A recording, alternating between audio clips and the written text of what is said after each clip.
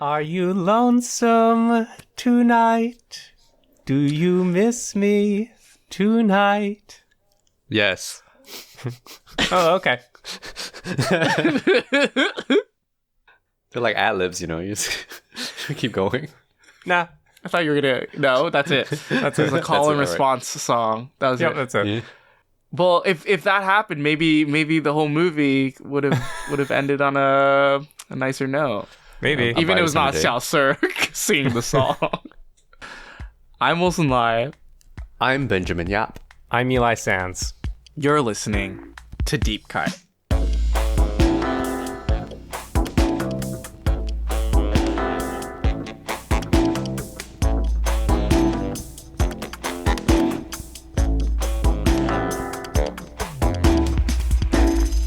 On Deep Cut, we compare a director's most popular film with a personal favorite chosen by one of us.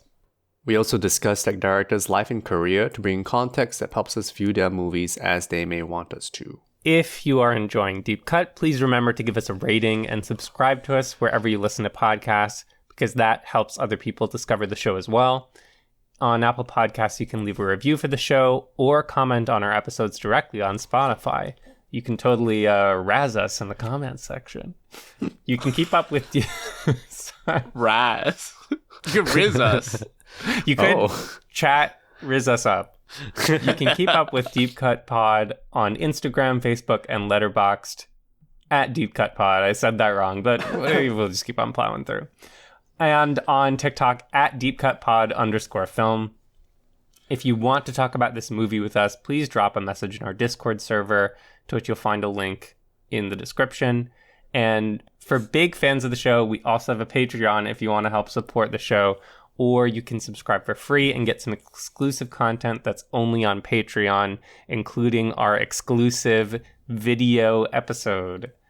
Click the link in our description or go to deepcutpod.com to find our Patreon, Discord, and all other socials that we've mentioned here. Before we begin our discussion on Edward Young's epic A Brighter Summer Day, please be warned that we'll be going in-depth on this very long movie and that this will be a spoiler-filled discussion. So if you don't mind the spoilers, you can continue. But ideally, you should have watched the film before listening to us talk at very long length about it, which I believe is going to happen. You won't understand what we're talking about. You will have no clue what we're talking about. Maybe you put us on while you're sleeping and then you watch the movie. Maybe. Maybe you listen to our audio commentary while you watch the movie. A totally disorienting experience. Who are we? Tony Raines? What is this, 4 hours long? You just loop the episode. A longer podcast episode. Here we are at the end of our series on Edward Young, and it is extremely, extremely bittersweet for me. We're all kind of grimacing right now. Yeah. I'm very sad. I'm very sad, guys. But what a time it has been, and what a time today's episode will be. Our longest series to date. Yeah. It's a lot of movies, guys. A lot of movies and a lot of long movies, but really special and wonderful movies. On top of talking about A Brighter Summer Day, I'm really looking forward to just recapping our journey through this man's filmography. Yes. So, A Brighter Summer Day, this is one that I realized I saw a year and 5 days before I rewatched it for the podcast here. It's... Wow. Well, I'll say this. Go open my Letterboxd. Go for it. Oh. Go open it right now? Right now. Oh. For faves. Oh, shit. I haven't opened it. I already know. Shit. Wait, this hasn't... And Eli doesn't change these like I do, which is like whenever I'm drunk and I'm like, I need I need a change in personality, but I don't want to do anything drastic, so I'm just gonna change my Letterboxd for 4 faves. Wow. Wait, Yep. Can I ask what it usurped again? Mad God. Mad God is out. Oh, wow. Wow. That's big. You got And no the stop motion yang. in here. I know. It's It's a bit of a bummer, but maybe it'll shuffle. But I know that A Brighter Summer Day is in the top pantheon for me right now and probably for a while. This is a movie that lives really close to my sense of purpose as a teacher. And it feels like Yang's most urgent in that it requires immediate action movie. And on top of what a masterpiece it is, I think I'm thinking about all of the ways in which it's relevant in America in 2024 and in ways that I'm not so fond of, but make it feel very important. It also feels like it has a deep, deep understanding of adolescence in ways that I see every day at work. Yeah. Wow. It's an important one to me. It is interesting how it's a period film that you feel is the most immediately urgent. Yeah. Compared to the contemporary set films. Yeah, true. I'd say Terrorizers or Taipei Story are maybe close seconds in terms of urgency. Right. But they're more like, I mean, this is a question of like what art is for. Is it to identify problems? Is it to commute an emotion? Or is it to incite action? And does it need to incite action? I don't pretend to know the answers, but I think that A Brighter Summer Day is a combination of all of the above and more. I would agree. Yes. When did you guys first encounter A Brighter Summer Day? I need to look back. Give me 1 second. Did they say look back? I first watched A Brighter Summer Day 8 years ago. Wow. March 29th, 2016. I was a freshman? Oh, yeah. I was a freshman at Wesleyan. I don't think I met you guys yet when I saw this for the first time. Yeah. And I remember, I think, let me look in this first review. Yes. I remember going out with some juniors, film juniors. I'm not going to name drop people, but it's people that you guys know. And went out to a party on Fountain, got inebriated, and returned home. And watched this movie. Returned home at midnight and was like, you know what? It's Sunday tomorrow. I'm not doing anything. I'm gonna start this movie. Wow. And I finish it at 4 a.m. Oh, and wow. I remember I feel like it was probably a combination of sleep deprivation, but also this like mammoth, this like monument that I just like feel like I've uncovered, like standing before me. And I like can't sleep. I like it has consumed me, and it felt so incredible to discover that. I like felt so lucky first of all, because I think only one other person that I knew had seen this, like in person, that I knew had seen this before, and that person is Joseph Eusebio, who bow down. Like everything you've recommended to me have actually been hits, so thank you, Joseph. So I felt so lucky because I'm like, I can't believe this exists in the world, and it is such a devastating and moving movie that feels like when you step into it, you step into another world. It is like so massive that you can't, it's just hard to comprehend on a first watch. It just feels crazy. And after that, I've seen it 3 more times. This was my 4th watch of it. Wow. And every time you feel like you're discovering new things. Of course, it's such a dense movie. One of like my highlights of my career working at the Wesleyan Film Series and helping program the Wesleyan Film Series is that I fought so hard my senior year to get this screened, and I'm like so happy that it did screen and the turnout was fantastic. And seeing this on the big screen for the first time with a Wesleyan crowd was truly an unforgettable experience. Yeah, sorry, long spiel, but That's the first time. You Yeah, did good watching work it. on the film series. You really made it a special series while we were there. Thank you. Yeah, and Eli. also introducing young new people is so important. It is. Like, I It mean, is. yes, he's well known if you're already like interested in film, but like sometimes people need a push to look into him. Yeah. Right. And it's scary. 4 Yeah. hours, 3 hours, 56 Yeah. minutes is scary to anybody. yeah. Except for Frederick Wiseman. I first watched this at your urging at some summer in 2017, so 7 years ago. Yeah. I've not seen it since until I rewatched it on the big screen at the retrospective at AFA. Yeah. Which was interesting because I think when I watched it probably at home, it was not a 4 hours straight experience, but then I did obviously do that during the screening at AFA, which is good because I think for me, I think I am a very different position around this film, which I think will be interesting for the conversation today because I know you both have a deep, abiding love for this, and I also know that a lot of people have a very deep, abiding love for this film. And for me, in many respects, I can look at it and admire it for a lot of everything about it.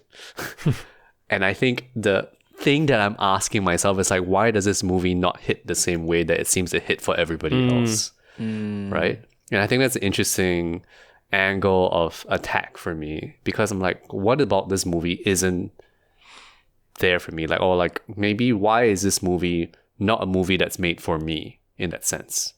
The same way, like maybe EE is a movie made for me. You know, and I think that's really interesting to think about because I think over the last year, the question I've been thinking about is how movie watching is about cultivating personal taste. And so for some reason, A Brighter Summer Day is not in my zone of personal taste. As much as I admire essentially what to many people is a perfect film. And there are many things that I can't think of something to fault it for, and I find it confusing. Yeah, and yet it's not that film. You know what I mean? And I think it's, to me, I can't look at films objectively. I can't be like, oh, objectively this is a perfect film and therefore 5 stars. Like, I don't think it works that way for me. Yeah, and so that's, I find interesting to think about. Yeah. Well, you know what? There was a Twitter conversation that was going on a few days ago that was talking about like what separates a 4.5 and a 5-star film. And I replied saying that a 4.5-star film is a objectively perfect film in my opinion, but a 5-star film is a film that changes my life. Right. And I stand by that. That's how I explain my star ratings to people. Yeah. I mean, I will tell you straight up right now, Brighter Summer Day did not change my life. Fair. Right? And I think that's fair, but also interesting because I'm like, why does it change other people's lives? Like, what about this story like really connects with people in a way that does not connect with me? You know? Because clearly it needs to hit. And like, for example, with Eli, he has within his teaching kind of thing. And both of you are teachers, so maybe it works for you the same way. But you were a teacher before when you loved this film, Will said. So I don't know. But I was still a teenager. True. Yeah. But I've been a teenager before. But I've never been a delinquent. So there's that. Never kill anybody. Wait, what am I saying? What is this man doing? He has a book out. Eli has a book out. Yeah. So, I don't know. I think it's really interesting to think about it because why I think this is an interesting conversation or like a way for me to look at this for this film is that sometimes people are recommended films that they are told are like the best film of all time. Yeah. And then they're like, okay. And then they watch it and they're like, okay. And I feel like people get confused about what to do with that kind of feeling. Yeah. It's like after being told to watch a masterpiece and they're like, oh, it was fine. Yeah. And like, how do you respond to something that like you've been teed up to be like, this is supposed to be like the best movie ever, and I don't feel that way, but then what do I do about that? Yeah. Like, is it necessarily it's not a good movie, or is it like just about like a different strokes kind of thing? I think another factor here, Ben, is the question of time and where we are in our lives, right? Like, and that's not to say that, you know, your connection or lack thereof to the movie right now is incorrect or even on a spectrum of correctness. right? You may never intersect with this movie. But it is interesting how in the other movies that we've discussed in this Yang series, we have been tracking our shifting relationships to these movies, whether it's the characters and that these characters. Yeah, exactly. Like whether it's those characters in Yi who we have new relationships to or distancing relationships from, or like getting Taipei's story now that we're all closer to our 30s. Like, I think something similar could be happening here. Yeah, well, you know. It's like that classic thing of Catcher in the Rye, where people read it as a kid and are like, I don't get it. And then when you read it as an adult, you're like, oh, this is what it felt like to be an adolescent. I think that accepting a changing and movable and surprising relationship to art in different movies has been one of my favorite parts of our podcast and this series in particular. Yeah. Like, I've had a very shifting relationship with some movies where I really went up and down on them. Yeah. And then up again, which is kind of interesting. Yeah. I've cited this book before. This is Maggie Nelson's Art of Cruelty, just one of my favorite texts on how we might approach art. She has this great line about how we shouldn't look at art to, quote, tell us how things are, rather than give you the irregular, transitory, and sometimes unwanted news of how it is to be another human being, unquote. She also says, quote, at other times, however, the news arrives more alien than majestic, generating the perpetual undergraduate grievance, quote, I just can't relate. It behooves us, I think, to develop an openness to this latter feeling as well as to the former. If we're lucky, this openness may eventually grow into a hunger, end quote. I think that makes me think of Edward Yang because he invites an openness that becomes a hunger. The things that I think I maybe reflect on, it feels like maybe too much of a stretch to say that I understand about other people in general more now. It's not so much that. But the things that I've been reflecting on through these movies about how we navigate interpersonal, or really how I navigate interpersonal relationships, feels hungry. It feels, that line feels very Edward Yang to me. Let's keep that in mind. Should we talk about a movie? Yeah, Yes. let's. So it's 1960 in Taipei, and the intelligent, moody loner Xiao Si is struggling to find his way. He is the fourth of 5 children. His principled civil servant father is at odds with his pragmatic mother, both of whom moved to Taiwan from mainland China following the establishment of the People's Republic of China in 1949. Much of Xiao Si's community are likewise refugees. His friends who fight in street gangs, the shopkeepers who harass his parents, the teachers eager to discipline him, and Ming, a girl his age who becomes the object of his affection, or perhaps infatuation, or perhaps obsession. One by one, each of these support systems and relationships is tested with the ultimate question of whether Xiao Si will choose, sometimes literally, the light or the dark. It's great. It's sort of like Star Wars prequel trilogy. What? What are you trying to say here? What? Okay, forgive me. I'm very, very low on sleep. You were supposed to destroy the Sith, not become it. I mean, Xiao like, Sith. Xiao Sith. I think a lot of these, like, I don't know, anti-hero, hero, origin, prequel stories, right? You don't have a lot of that in media. I mean, I guess you do. You have Rebel Without a Cause, which is what Yang is riffing off of. I think that's what he sees in this real life story that he chooses to adapt into this film. And I think a lot of that American film sensibility of using a character's story to reflect on the problems and issues at hand in current society is also something that Yang wants to get at with making A Brighter Summer Day. What is that real life story for those unfamiliar with the background here? Maybe we can tell people the Chinese title and what it actually means. Yeah. So the Chinese title is a more literal description of what happens in the movie and basically spoils the end of the movie. But it is called 孤岭街少年杀人时间, which literally translates to the boy, or Guling Street had a young boy murdering someone. The issue with the murdering someone at Guling Street. Yeah. Like the incident. The incident of the young boy killing somebody at Guling Street. Yes. And this street was known in Taipei of the 60s for its stall selling secondhand books to students. And we see that street multiple times in the film. And I think, I'm just reaching from memory here, but Yang knew about this case from a young age, because this happened when he was young as well. And I think it stuck with him a lot. And I think he's been thinking about making this film for a long time.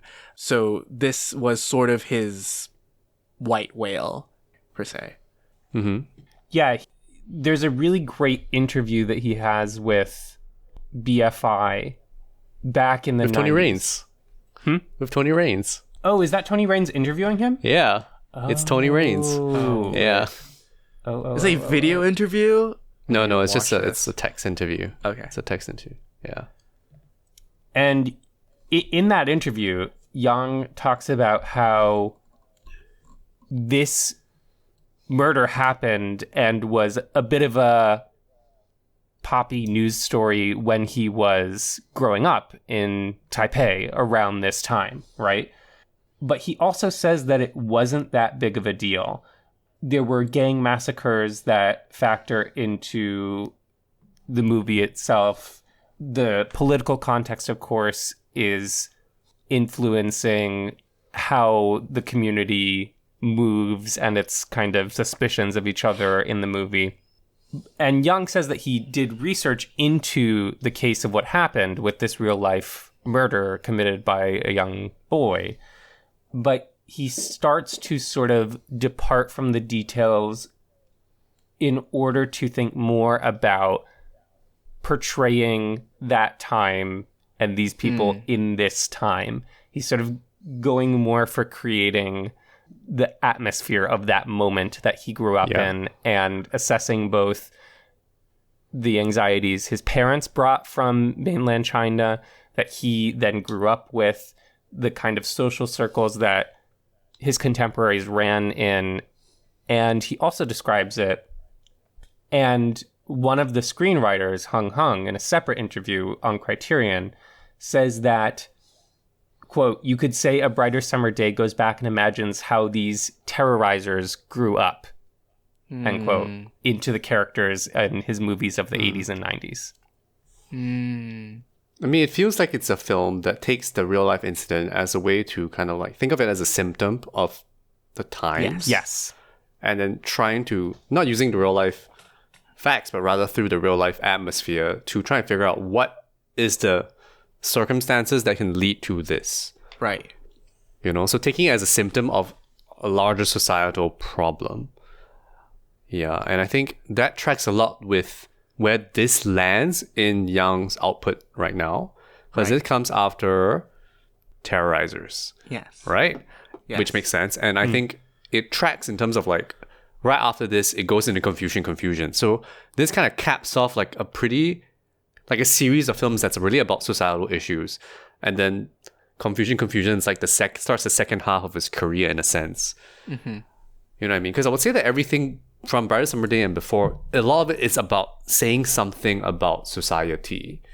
And not saying that the ones after aren't doing that, but they're less pointedly doing that. Maybe with the exception of Mahjong, but even then, like Mahjong maybe like goes for more entertainment in a sense, or like it's trying to color some characters here. But here, I feel like the characters are serving a purpose to say something. You know what I'm trying to say? Yeah, it's like his most cogent cocktail of not just personal faults, but also infrastructural faults that lead to Xiao choosing the wrong path. And it's a knife's edge the entire time. That's why it's so crucial that he is constantly vacillating between light and dark, again, often literally, within the frame. I think as a way into this, we might think about those different systems or relationships that fail Xiao. And I think we also, it's worth thinking about as a way into that, the differences in Yang's directorial style here from his other pictures, because they're somewhat pronounced. Yeah, I think seeing this at the end of our entire Yang series made it very clear to me that this looks and this moves and edits unlike any other Yang film. It seems like he's, in some ways, he takes a step back, literally, but also, like, he gives the space, more space for the characters and stories to breathe and, like, just manifest themselves on screen and even within a scene in an edit, which allows for a more lived-in kind of feeling.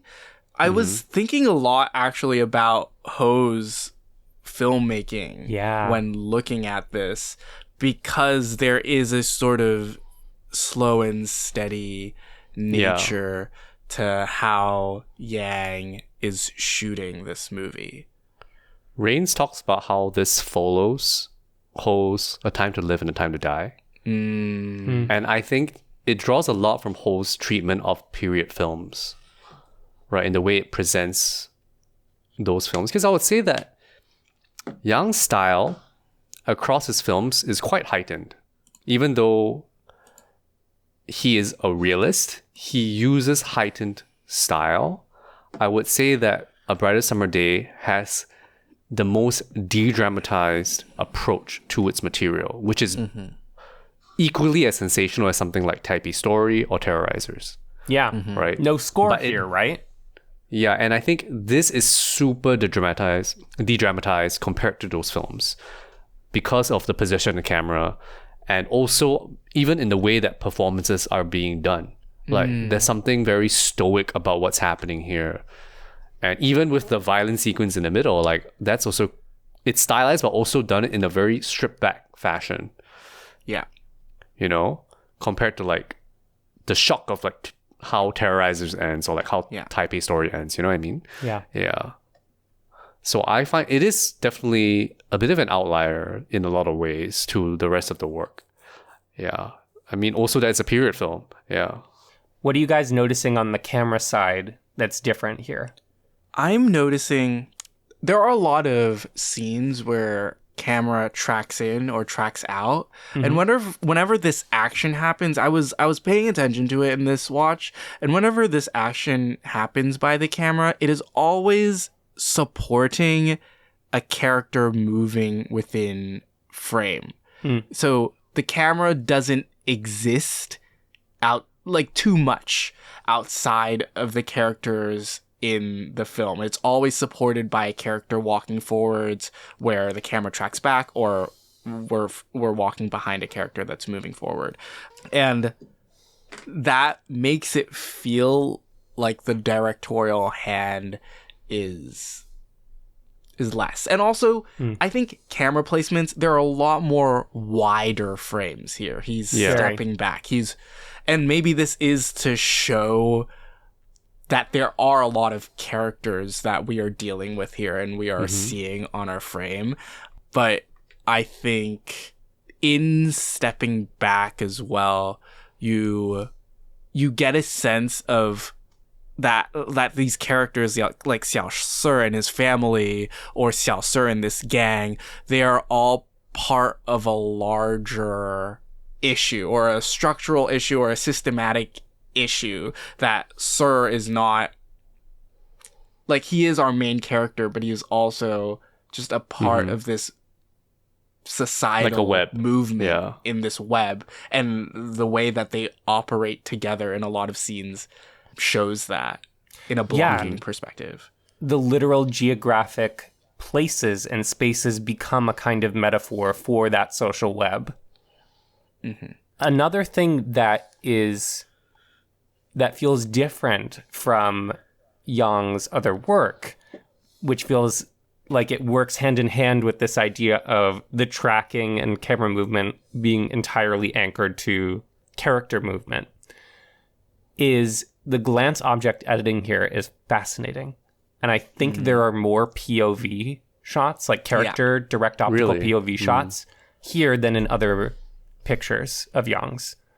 For example, the opening little snippet of the movie, shot 1, after the light bulb being turned on, after the whole, opening credits, is Xiao Si's father viewed in aperture framing through a slice of doorway, negotiating with the school official who's telling him that Xiao Si is going to be going to the night school instead of the day school, the less prestigious level of school, because he didn't do well on one section of the exam.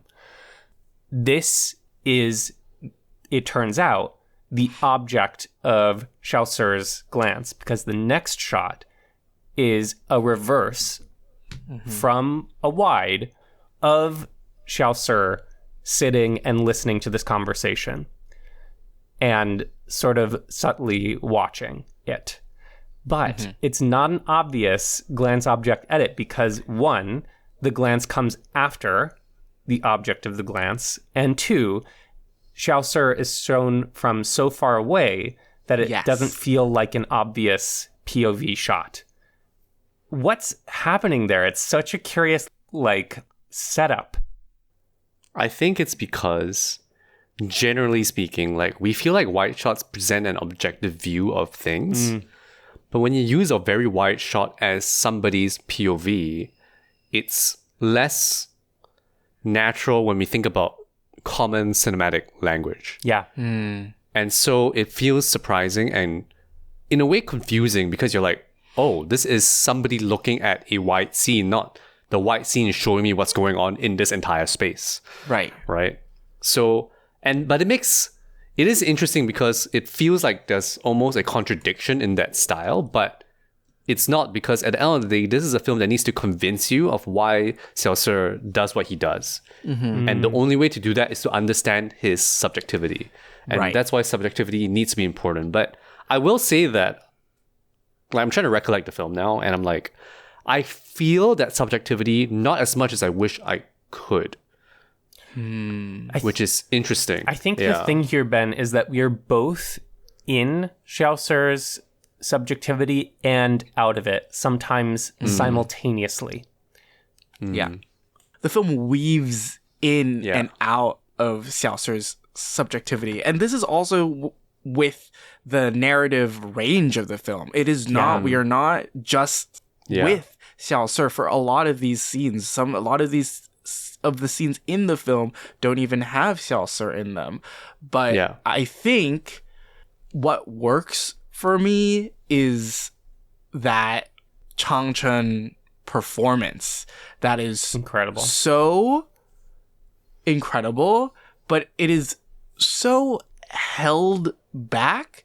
He is so quiet in frame, but your eye, it's just, your eye is drawn to him in frame, and you are so curious to sort of figure out what is working in his head and how he is getting to these conclusions in his mind.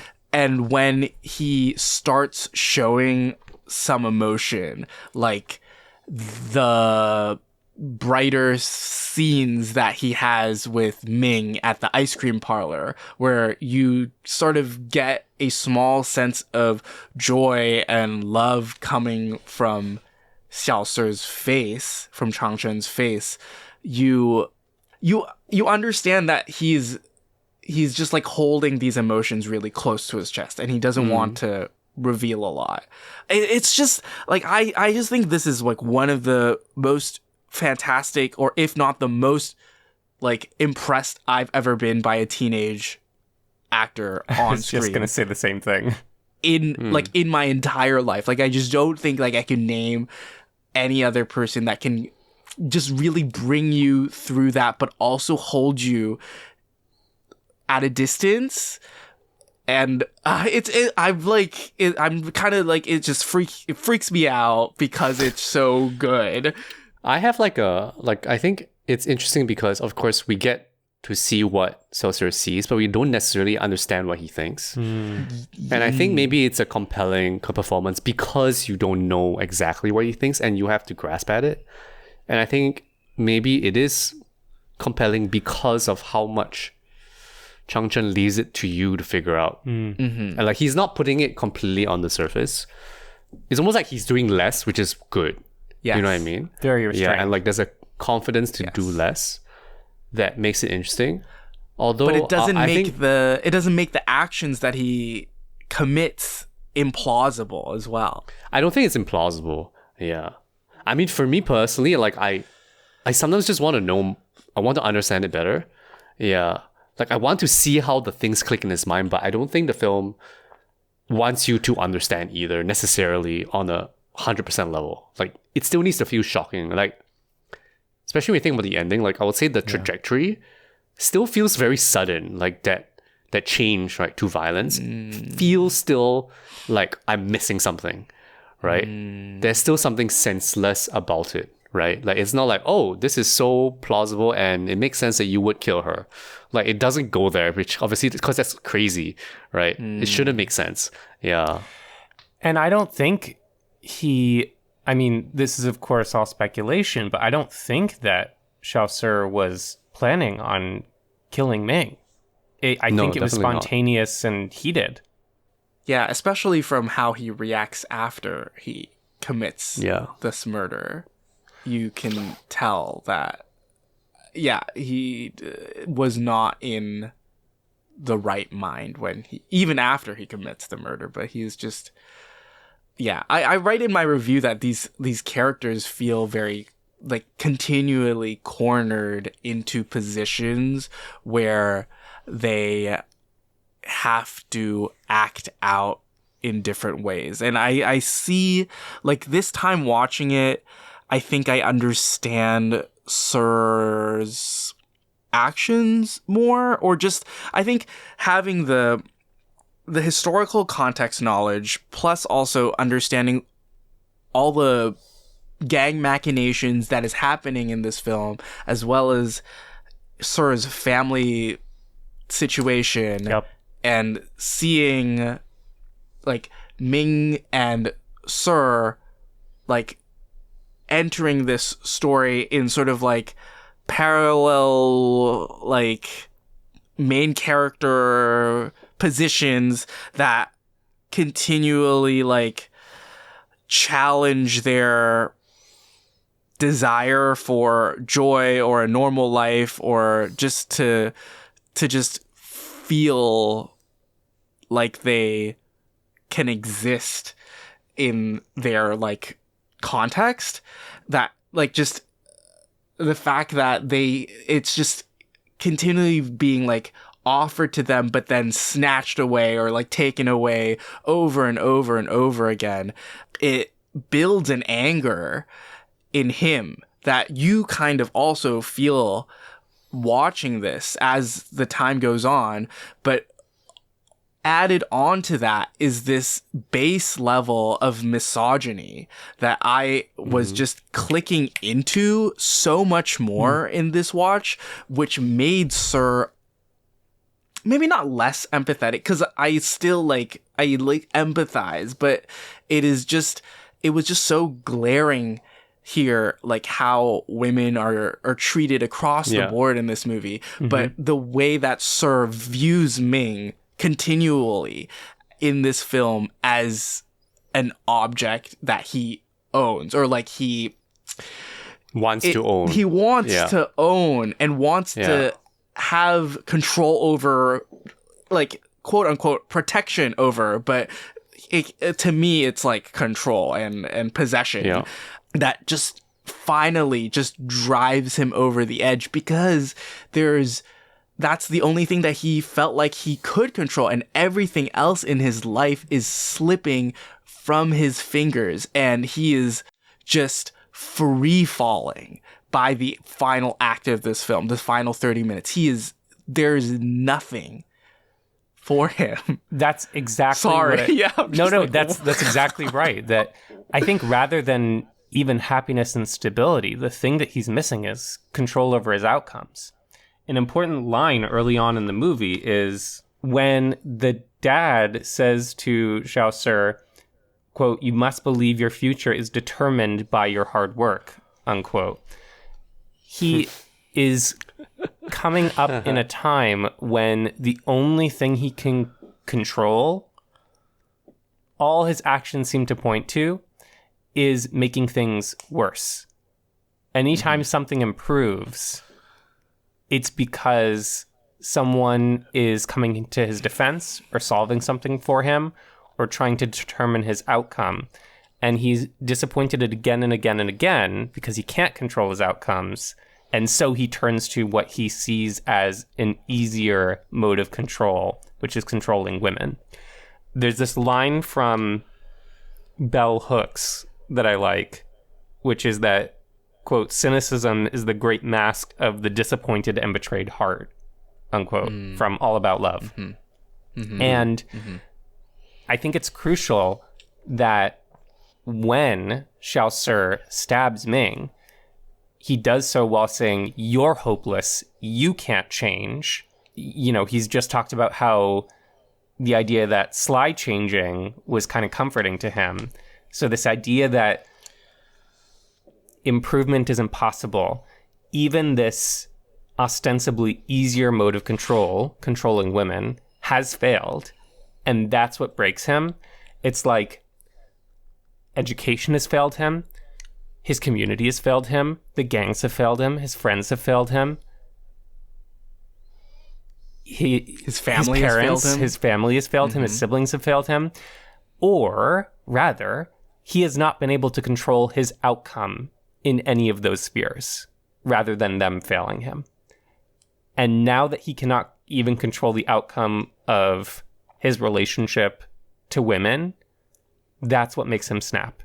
And that is something that feels so specific and very real in American politics right now. The weaponization of misogyny as an outcome of, you don't have control over your outcomes in any sphere here, so lash out against women. That feels very real. I think we can empathize with him because we are observing Xiao Si learn misogyny. Yeah. Right? Like over the course of the film. And you look at Chang Chen, he looks like such a sweet boy. Yeah. Right? But then you watch him change. And I think the thing about the film is that we talk about how the title in Chinese is a spoiler, but it's an interesting spoiler because you're like, why would this boy kill anybody? And I think up to that final 15 minutes, it still doesn't make sense. Like, I don't think it ever makes sense that this is the guy that's going to do it, right? Like, anybody else more likely, but like not this guy, right? But it ends up being this guy. And I think, in a way, I don't think about it as neatly as both of you do in terms of thinking about how these different aspects of his life push him towards the act. Because I actually don't believe that. Like, I don't see that from the film, right? For me, it's like, these are all things that are shitty, right? Like, these are all not good places. Like, that's not, maybe not necessarily that they're failing, but these are not great systems, right? Yeah. But here's a guy that's in the middle of it, and he's not aligned to any faction. He's not in either gang specifically. You know, he's just trying to do his own thing. But because he has no direction, and because he's confused by everything around him, his mind is filled with confusion. And I think it's less so that he's pushed to a corner and then violence is the only solution, like maybe the way that terrorizes ends, you know what I mean? Like, it's not that kind of, I'm pushed in a corner and I have to lash back. I don't think it's that. I think it's that this boy has no direction, and then here he takes a choice that just doesn't make sense, because it's just an outburst. Like, to me, it's actually quite random still. And it is a circumstance that allows random bursts of violence to occur. Not necessarily that he's being filled specifically, and only he's being filled, because all of them randomly burst into violence, right? Yeah. But it's like, it's just kind of like, to me, quite random, but in a sense, the culture has created an ability for this to happen. Yes. And Yeah. And I don't know where I'm going with this, but I think it's just interesting to think about how Yang takes this incident to go on and comment about why men or young men look for gangs or look for certain kinds of figures to like help them understand the world. And of course, like, yes, here like misogyny is being used as a way to maybe not even assert control, but to display power. Right? Because actually controlling the woman doesn't give you anything. It is just a trophy to show other men. And more so, when I take your trophy from you, I'm now more powerful than you. That's all it is. Right? And so that is the game that we see when we talk about the gang violence in the middle of this. Everything revolves around Ming. And how she's... different men want to own her. That's all. That's literally... Ming is the only reason any of them are fighting. Aside from like the general gang rivalry. Sly, who is this guy that's angling to be higher up in the gang. Honey, who is Ming's ex-boyfriend. And Sir, these three clash because all of them want Ming. Even though they're all technically on the same side. Tiger, yeah. Yeah. Tiger's which one? He's the basketball kid. Yeah. So all of them clash just because of Ming. Yeah. Not to like claim territory, not to, you know what I mean? And not even because of anything she does, because we know that none of these men understand the depths of the strife in her family, right? Yeah. Even Ma doesn't really. I think because since we're on this topic, like I think something I think about when I think about this film is that we talked about how the three films before this are centered on women. Yeah. Yeah. Right? And then here we come in The Bride Summer Day, and this is about men. This is very, very specifically 4 hours about boys. Ming and even Jade are very minor parts of the story, but they are kind of like the critical element of the story. They're projected onto. They're the objects of desire. Yeah, and I think purposefully so.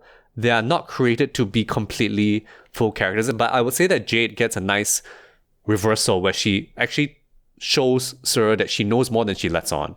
Yeah. You know? Like, I think they tried to present her as a kind of a bimbo, and then at the end she's like, actually, I know what's going on, and you're dumb. Yeah. Yeah. When she has a confrontation / date with Sir and locks him in that tennis court. Yeah. Yeah. But I think Ming is in this weird position where you actually never see her do the things that they say that she's doing. Right. Exactly. She's just there, which is really interesting. Like, she is, I think, specifically kept out of being a full character. Yeah. And it frustrates me, but also makes sense as a choice. You know what I mean? It's something that I don't like about the movie, but I can understand why that choice is being made. Right? Yeah. Because partially you actually need to not understand Ming because they don't understand Ming. It reminds me of the grievances levied against Martin Scorsese's The Irishman. Did either of you see that? I didn't. I did. So that at the time when it came out, people criticized the Anna Paquin character as having no lines of dialogue, which I think might be correct. At least the older version of that character. But that's the point, that the father, Robert De Niro, doesn't at all access his daughter's personhood or interiority. There's something going on here where Ming's interiority is pretty well kept out of reach for the audience, while as Yang also establishes that she does have a very full interior life. We just see it from a distance, and Xiao Sir doesn't even get that far to see that she does have an internal life. Like, you only really start to see it in that final scene, I would say, for me. Because no one really reaches any kind of depth with her in the way that they treat her. I feel like across the glimpses that we get of her interacting with her mother Mrs. Feng, the young doctor, the lady who she moves in with, the boys, her female classmates, you get a composite. And I think even if so she too, doesn't yeah. speak out directly what she thinks until that ending moment, and tragically, ironically, that's the thing that Xiao Si reacts most harshly to. You can piece it together. We don't get as much time with her, but those glimpses are crucial to imply what's going on in her emotional experience. Do you think the film would be different if we were able to access different in an interesting way? If we were to be able to access more of Ming's interiority in a fuller sense? I think it is an interesting calculation that we get just a slight bit more of an understanding of Ming than Xiao Si.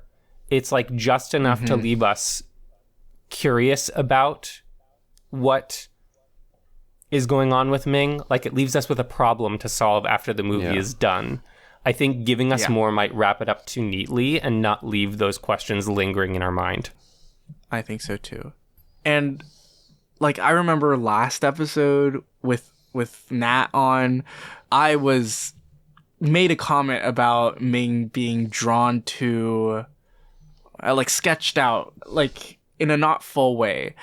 But I think watching it after that episode recording, I feel like I understand why. Like with what Eli was saying, I think we are privy to a little bit of the world that she is going through in this film.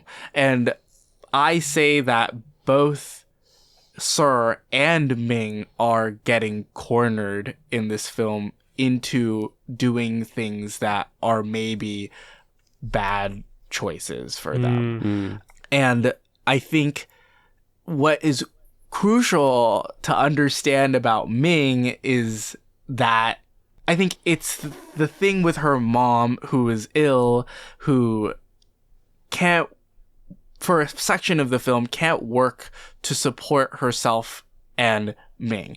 And we see them move back in with Ming's uncle, who is played by our doppelganger of Eli Sands right here. Oh, that's him? Yeah, that's him. And that was a moment that I realized that everything stems from China. I mean, this film is really about the history of why Taiwan is Taiwan. Yeah, that's right. It is. And I think it's important context to have. Like, all of these characters in this film are new generations of folks that have moved post-1949 Chinese Civil War from China to Taiwan. These families are not native to this land. These societies are not native to this land. They have sort of transported from China. The Kuomintang factions have fled. In some ways, maybe not even fled, but just moved for a better life in Taiwan. But what they get is this sort of society that needs them to make the rules. This is why I see so many.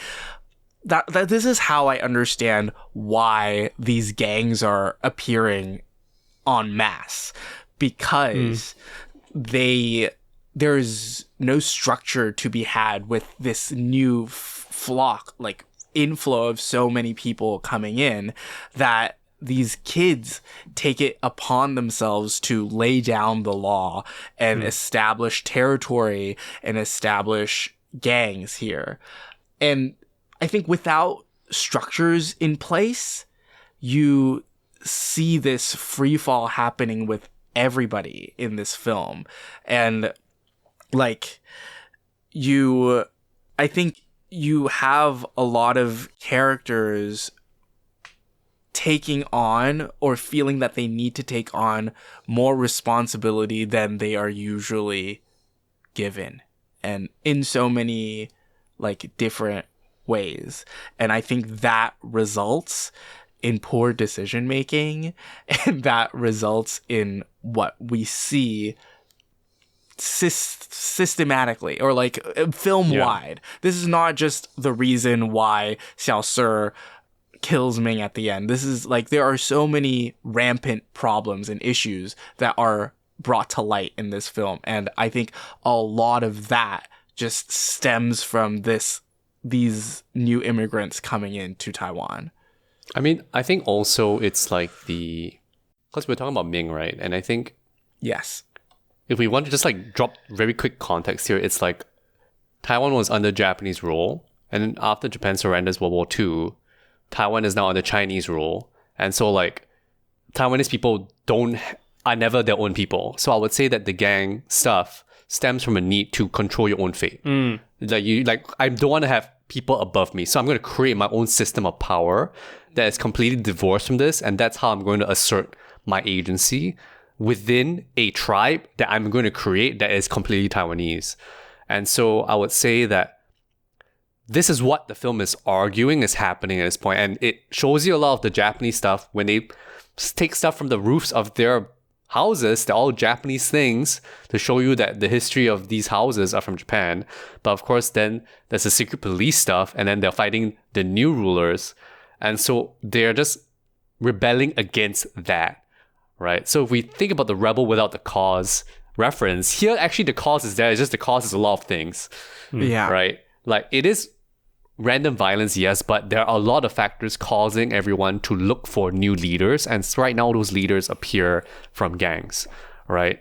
And by fighting each other in Taiwan, by killing each other, they actually are trying to assert control over the people that actually control them, which is sad. And I think for the women in the story, it's like this feeling that for the men, if they're looking for a way to assert control, the women are realizing they have no control. And I think Ming's outburst at the end, when she talks to Sir, when she confronts him, is that she has given up and she's just going to do whatever. Like, she's not thinking about what is right or wrong. She's just like, I'm just going to do whatever I feel like I want to do, you know? And at first, she just seems like this meek girl, but then you realize that, she just doesn't give a shit. You know what I mean? Like, she feels this futile nature of life. And I think she's able to express that in that final scene. And I think that's where I really understand where she's coming from. Because a lot of times I was like, why are they talking about her? And like, we never see her do all these things that they say she does. But then at the end, she essentially confirms that, yes, she's doing all these things, but it's because she doesn't give a shit. You know, she doesn't care about life. She thinks there's no meaning. And like, she doesn't think there's a future for them or for her. You know what I mean? Her mother actually says to her at one point, "My future depends upon you." Crazy scene where that happens in as well. I know. She turns to different men seeking some stability, I think. And if not control over her outcomes, a la Xiao Si, then someone who can help stabilize her outcomes.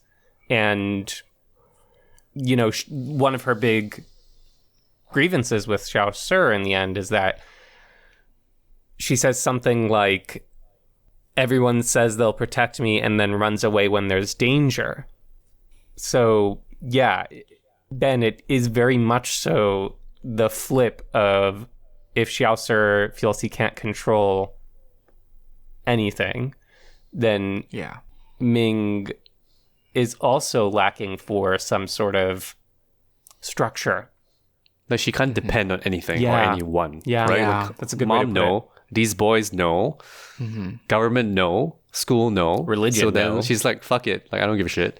Yeah. Which makes sense. So I think, in a way, there's like a shadow 4-hour movie starring Ming instead that is hidden in this movie that you see the impressions of, which is very interesting. Yeah. I think it's so brilliant. We haven't even scratched the surface. It's been 1 hour.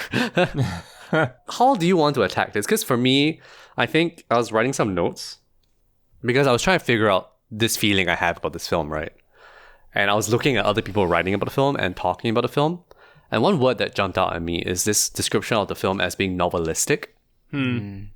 Right. First of all, it's long as fuck. And it has so many details, historical and character details.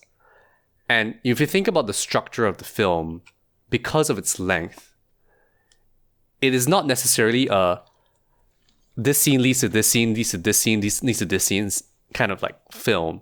Like, yes, there is a flow, but you see the motif callbacks take like 3 hours before they do the callback.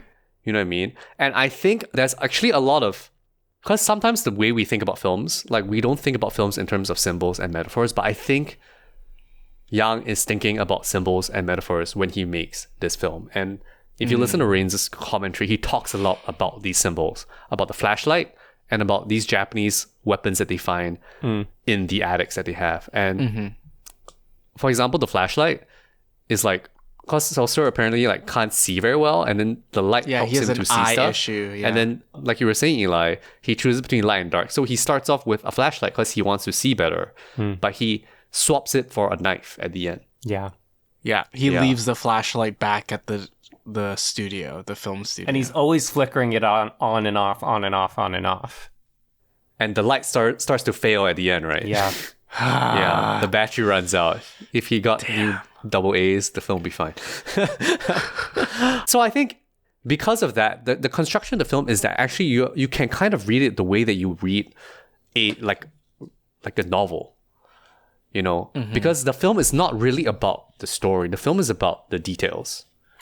Because what it suggests about what I was mentioning before about the history of being ruled by Japan and then being controlled by Chinese people, by being controlled by Chinese rule, like that is in the text of the film, but it's not necessarily the story of the film. Right. But I would say that that's actually the thing that is most important to Yang. Yeah. Like the details are actually more important than the action of this film, you know, which is a very different way of looking at a film. Right. This is a film that's trying to explain a cultural context, which it does very well. It does. Yeah. Yeah. So I think that might make it maybe like a less quote unquote entertaining movie in a traditional sense, right? But it definitely achieves much better a way of showing you a time, you know, and a context. Yes. Yeah. And I think that's why it feels so overwhelming, because not a lot of films are geared towards making you feel a society just through the details of the film and not just through the story or the characters. Yeah. You really get a sense of what it is like to live in that time. I mean, as translated through Edward Yang, but like, and I think Hou Xiaoshen's A City of Sadness also does this wonderfully. Yeah. And is able to portray the nation through the film, the characters. I don't know what it is about these Taiwanese directors and their ability to encapsulate this collective pain or unease or chaos and distill it into these stories, but they were just able to do that. And yeah, maybe it is in Rebel Without a Cause, maybe not, but I think that's too character-centered for it to be a reflection of society as a whole. But this film feels, like it's doing that, and that's why it's like just nothing else comes close to it. I mean, I would say that something interesting that I think about is like, I think EE is a version of a film that uses a family to describe a society. But the family is super important. Like the family connections and the way they relate to each other are very important to help you think of it as a sample of a larger society. I actually don't think A Brighter Summer Day is doing that in the same way. I think A City of Sadness is more like EE because City of Sadness centers a family and its characters and the way it relates. This one, yes, obviously there's a family, there's Sura's family, but I think they feel so much more auxiliary to what is going on. Because what's important here is actually the gang stuff, right? And I would say that for a lot of this, for me, Seltzer feels like a spectator. He is a spectator character. He is, in a way, an audience surrogate to understand the gang violence. Interesting. Because the middle third of the film is really just like, how does this gang violence go? Who hates who? Why do they hate each other? What do they do? And Seltzer is just there. He's just there, looking. You know, he's just processing, and we are processing with him. Learning. And I think that's interesting because I would say that, like, even the father's subplot where he gets interrogated, like, we barely understand the context of that. We just know, like, oh, he has some connections and then this is happening. But that's less to do about him and more about giving you the context of this is happening in Taiwan. Like, people are being interrogated. But his personal story is actually not that important to me, you know, and to the functioning of the film. It's more that he is one of many people being interrogated like this, you know. But also, like, to push back against that, I think the before and after of Xiaosur's father going to the camp, and before that, like, in that meeting with the school officials, him having Xiaosur's back and fighting for his son, versus afterwards, you can sense that Xiaosur feels like he's lost this figure in his life that will stick up for him and support him. Which I think that secret police sequence does to Xiaosur's story or character trajectory. I think what I think about now is like how this film, compared to maybe basically most films, is that when we talk about this film, like, you invariably end up talking about thematic stuff rather than like how story works, because you realize immediately that this film cares more about its themes than it is about necessarily the mechanics of story. Yeah. In that makes sense, which is why it feels like a novel, because novels, generally, when we talk about novels, you talk about like the themes that they're trying to raise, and here there's like 100 themes he's raising. Right? And he's exploring in this, like, I would say, not pointed way necessarily all the time. Like, he's raising questions about conformity, about this tribalism, about the essence of being Taiwanese, and like this aimlessness about this time.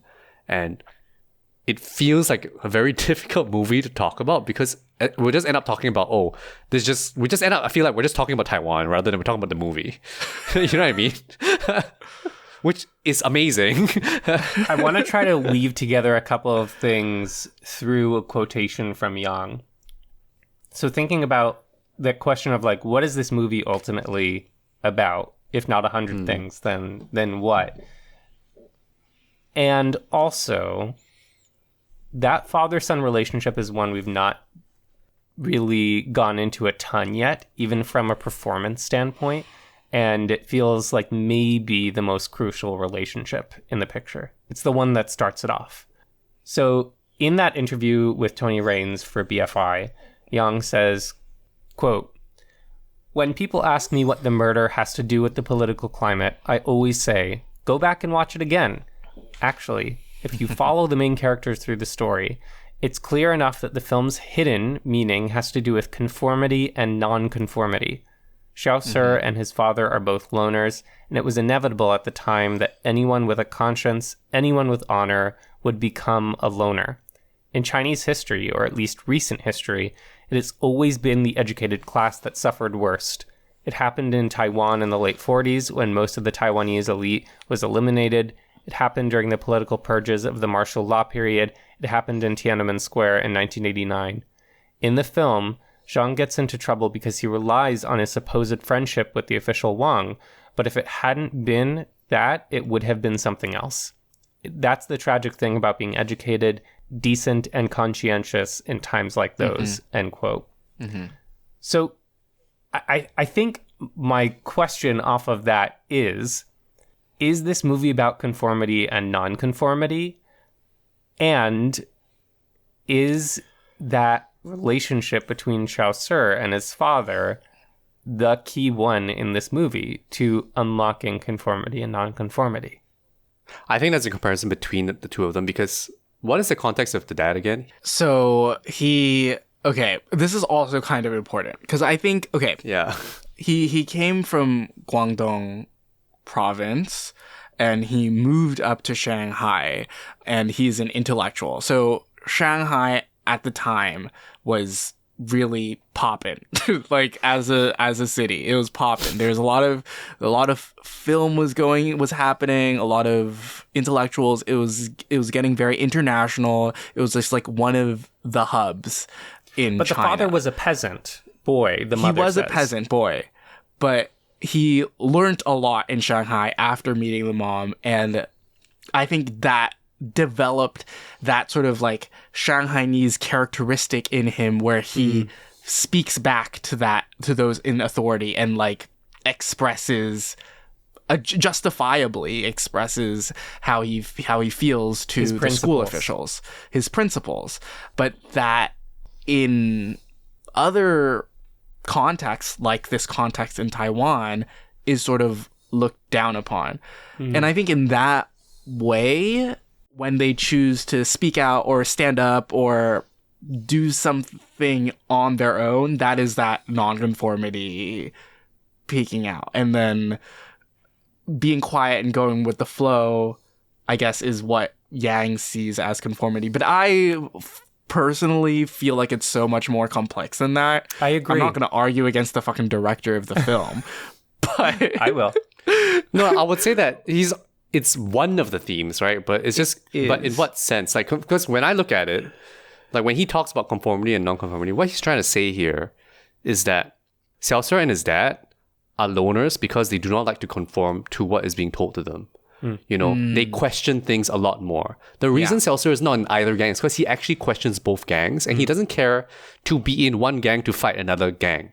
He actually, in a way, has more honor that he doesn't join a gang because he doesn't want to join this fighting, which on the surface is great. But I think the kicker is that the argument of film is that when you do that, you end up with no group and you become alone, adrift, and you are now more likely to do the crazy thing. yeah. Because now you have nothing to rely on. So the double-edged sword of being a person with honor or a sense of like self is that you have no group, and therefore you are more liable to lash out at now everybody. Which I think Ming also kind of is that. Yeah. She also has no group. Yeah. So I think they're so similar. that's the nuance that he has. It's not just like one is better than the other. It's saying that conformity gives you safety. And safety is necessarily something that people desire. Right? Non-conformity, like if you think about like Yang's placement between Eastern and Western values, he's also a confused individual, right? He goes to the West and he goes and thinks about how, oh, look at these people, like they are able to think for themselves compared to the people back home. But then he goes back home and is like, oh my God, these people are insane from the West. They are way too individualistic.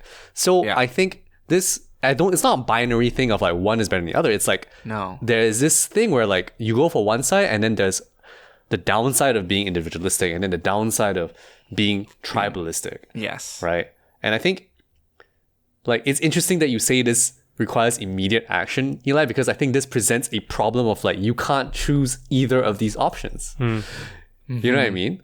Because there are problems with both options. So here's the solution to me. I think it is. I think it is education. I mean, I said this right after I used the phrasing, all these things fail him. It's not so much that they fail him. The thing that does fail him, though, is the educational system. Hands down. Like, if there's one safety net that must be able to catch kids, it is that. I believe that so firmly. I've brought this up on the podcast before, but the way that public education is corroding in America is a real cause of concern for me. I'm looking at how the likely incoming Secretary of Education, Linda McMahon, who was a wrestling executive, right? She wants to privatize public education. She wants to expand the voucher programs that give families money to choose the schools they want to go to, which means that kids who don't have a choice, who aren't wealthy enough to choose, get fewer resources in public schools. And, New York City itself recently mercifully reversed the decision to cut New York Public Library access on Sundays. But that feels like a trend that is not going away. The idea that we don't have to socially provide for kids or teach them to think for themselves. That there's no responsibility to help people live intentionally and independently. That, as in the case of A Brighter Summer's Day, teachers are just there to discipline and feel power and a sense of control where they don't have any other sense of control in their lives, is really cynical and upsetting. That's one of the things about this movie that upsets me personally the most, is that the system of education is maybe the thing that, failing all else, could have saved Xiaoshi and Ming. I have like an interesting response to that, which is like because you're filtering it through your experience of education in America. And of course, for me, I have to filter it through my experience of early education in Singapore. And Singapore as a place that prides order over all things, safety, public safety and order over everything, right? I would say that we have a great education system that creates people of a tribe that the education system creates that does not actually teach you to think for yourself because that is safer. And to me, that's just another gang. Another gang that teaches you one way to think. And that is safer.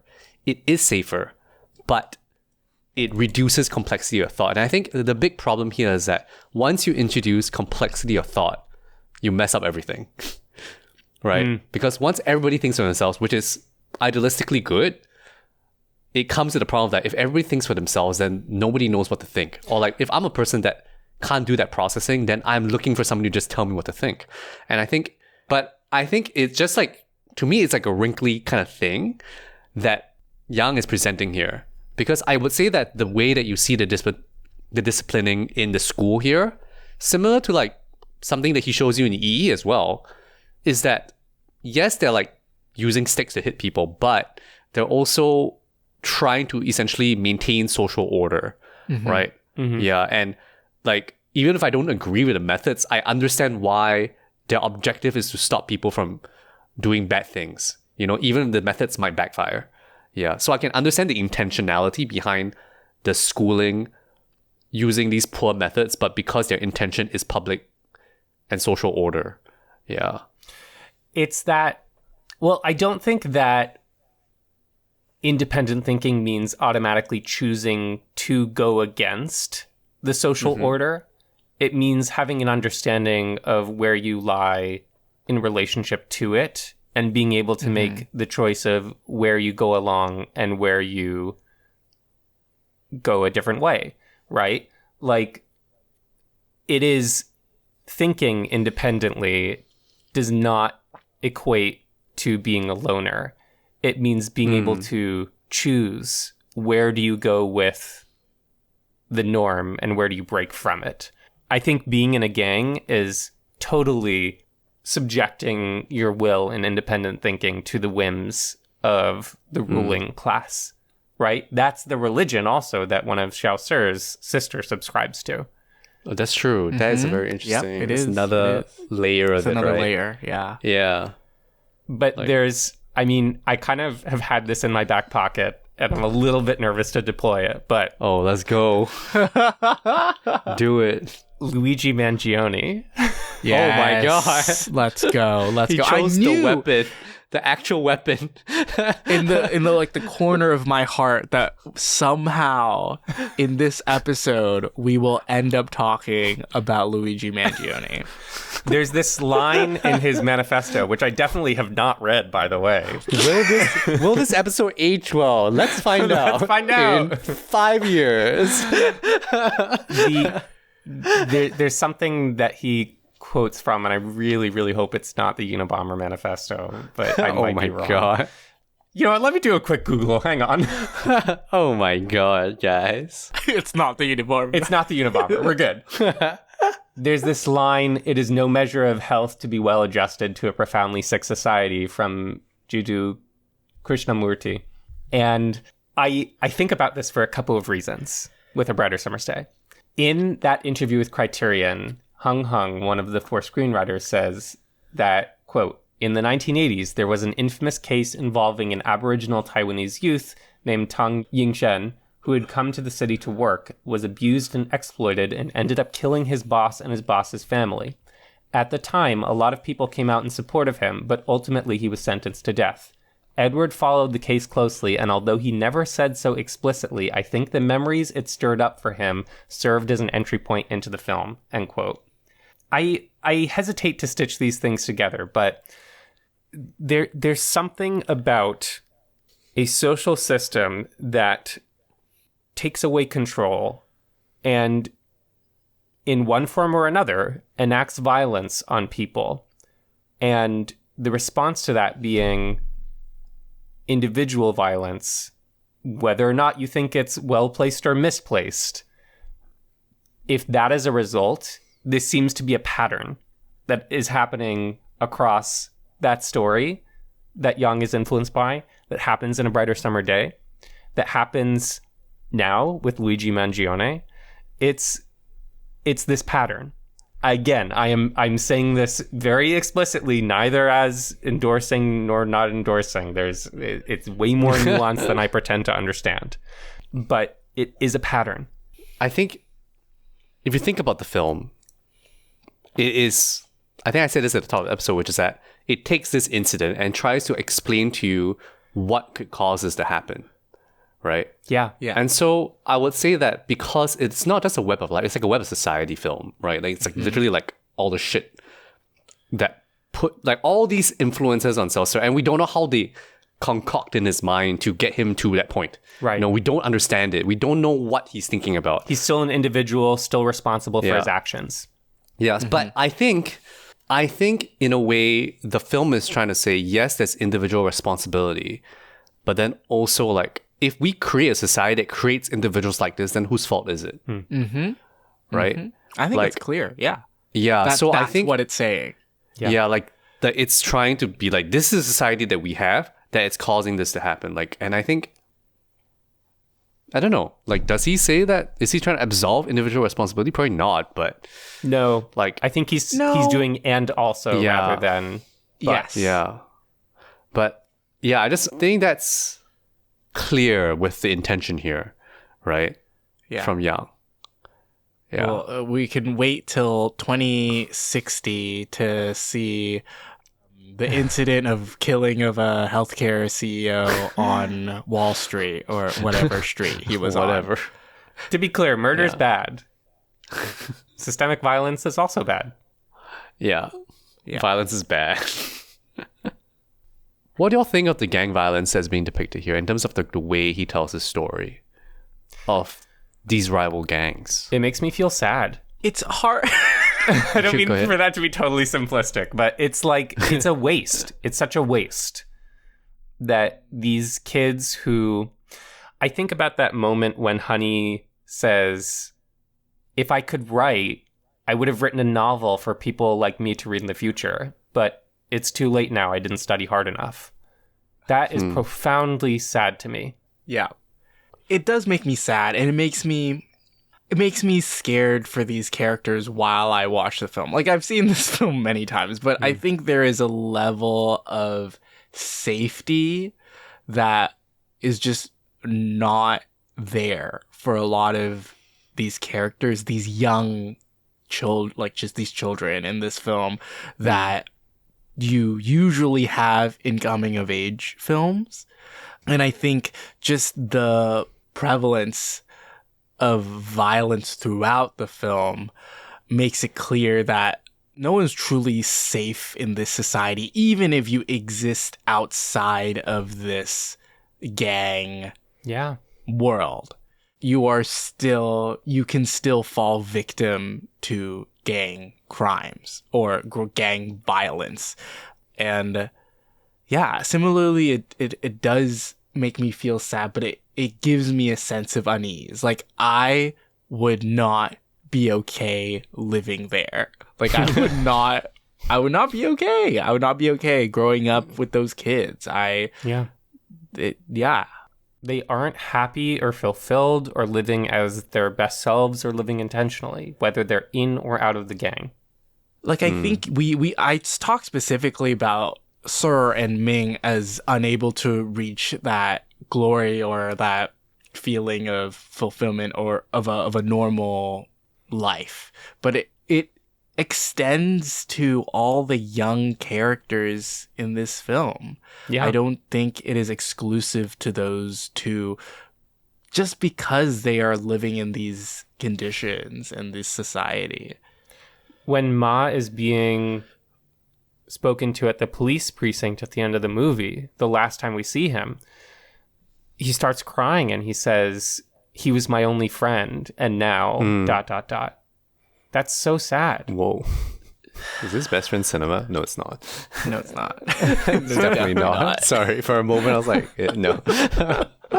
Horribly not. Ben hears best friend. Ears perk up. Ding! No, but I think there's like that juvenility to the way that the gang stuff is presented. And I think one of the master strokes of the film is that the kids are kids. Like, they're played by kids. Yeah. Yeah. Like, it looks like kids pretending to be gangsters, which is literally what gangsters are doing. Gangsters are also kids pretending to be gangsters. Like, that is the thing. But these are like literal kids that you're seeing on your screen. Yeah. And so, by not aging up the actors, like actually using kids in these roles, like, Ma is such an idiot. You know, he pretends to be this big shot, but he's like such an idiot. Then he becomes a child in the end. He realizes he's a child. Yeah. You know?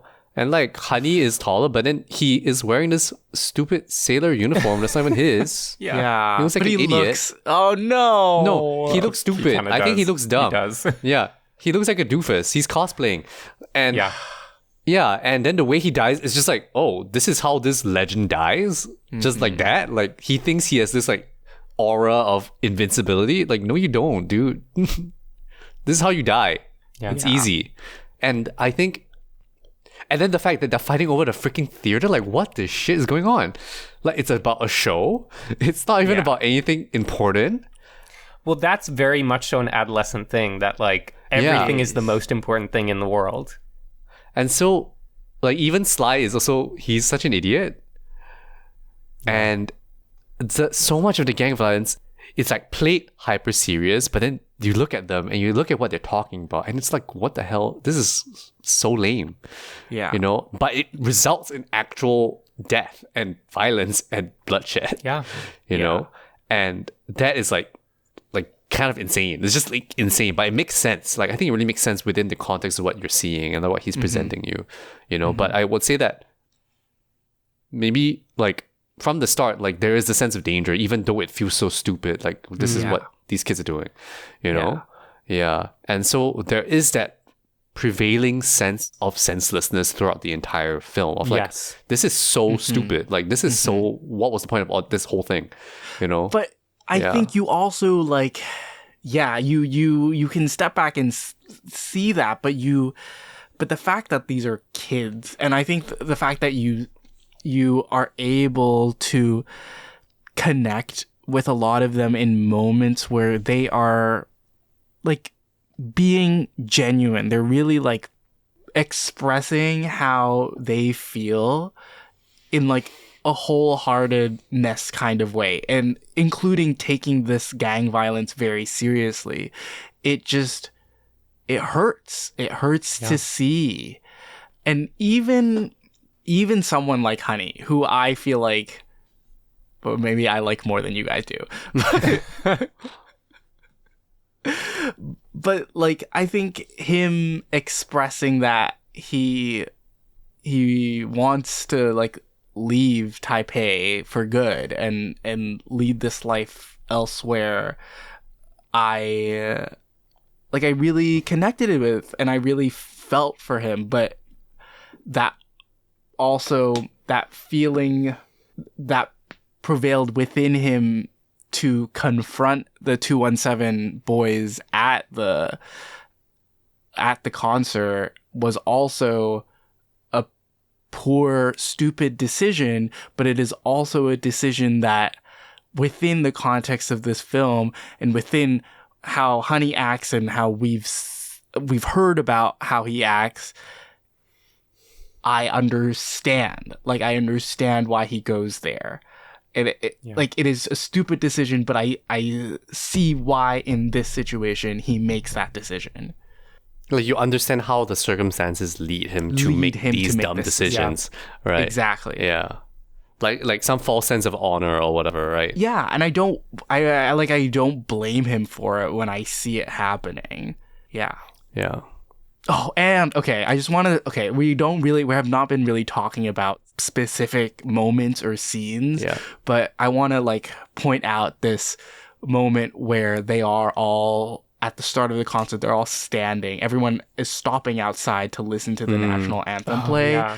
And Honey shows up out of the darkness and walks up the steps into like the entrance of the auditorium, and he's the only one moving in this sea of like stillness, and it is ultimately a death march, like a march to his own demise.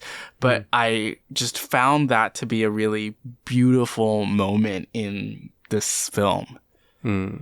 Like, I think from a blocking level, this movie's insane. Yeah. Oh my God. Right? Yeah. Because you have so many characters.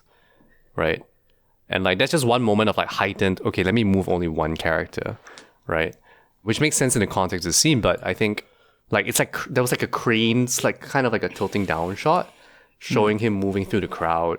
And every time there's like a crowd of people, like Yang and team are able to find like the perfect way of showing all that, and also maybe showing you a lot of the scene through that one big shot, like the big wide shot, right? And in that big wide shot, being able to highlight the characters that he wants you to focus on. Yeah. Like, if you think about the ice cream parlor, there's a lot of big group scenes that happen in that parlor, and I think sometimes it will pan, but then it will show you people coming through the door, the two doors, or the other side door. You know, when Honey makes his first return, for example. Yes. And that's dealing with a lot of characters coming in and out in the shots. And I think even in the school scenes as well, when they're having those little confrontations, like, there's just so much like incredibly good spatial awareness in this. And I think we didn't talk about this earlier on when we were talking about the cinematography. And I think a lot of why this film looks different is also, I think, it comes down to the fact that it's this period film and there's just more wide open space compared to Yang's other films. Cities, right? You think about the field, there's no such shot in any of Yang's other films. Right. A field, there are no fields in any of these other films. Like, there's no sky that you can see in that way.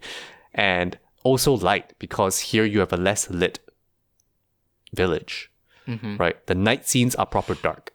True. That gang ambush scene is dark, you know, lit by like flashlights.